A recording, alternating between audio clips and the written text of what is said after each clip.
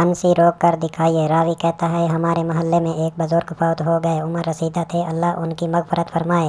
خیر ساتھ والی مسجد میں ان کی نماز جنازہ اور پھر تدفین کے بعد تابوت واپس لایا گیا۔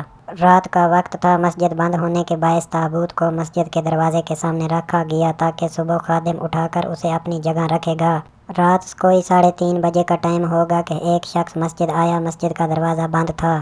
وہ شخص کچھ دیر انتظار کرتا رہا، سردیوں کے دن تھے، اسے سردی لگ گئی، اس نے تابوت کھولا اور اندر سو گیا۔ آدھا گھنٹہ بعد خادم آ گیا۔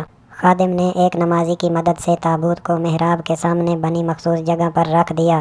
نیند کی غنودگی کی وجہ سے انہیں تابوت کے وزن کا بھی اندازہ نہ ہوا۔ مؤذن نے اذان دی، لوگ نماز کے لیے پہنچے، جماعت کھڑی ہو گئی، 50 کے قریب نمازی جماعت میں شامل تھے۔ میں پہلی صف میں کھڑا تھا اور دوسری رکعت تھی کہ سامنے تابوت پہ میری نظر پڑی۔ عجیب خوفناک منظر دیکھا کہ تابوت ہل رہا تھا، میرے جسم میں سنسنی خیز ایک لہر دوڑ اٹھی۔ میں نے آنکھیں بند کر لیں، تابوت بدستور ہل رہا تھا، شاید میت کا حوالہ کھڑا ہوا۔ اتنے میں وہ شخص اٹھا، اس نے تابوت سے سر باہر نکال کر پوچھا تم لوگوں نے نماز پڑھ لی؟ اللہ معاف کرے، لوگوں کی دوڑیں لگ چکی تھیں، میں نے تو الٹے پیر 1000 کی سپیڈ سے گھر کی طرف دوڑا۔ گھر پہنچ کر معلوم ہوا کہ میں ننگے پیر ہی گھر پہنچا ہوں۔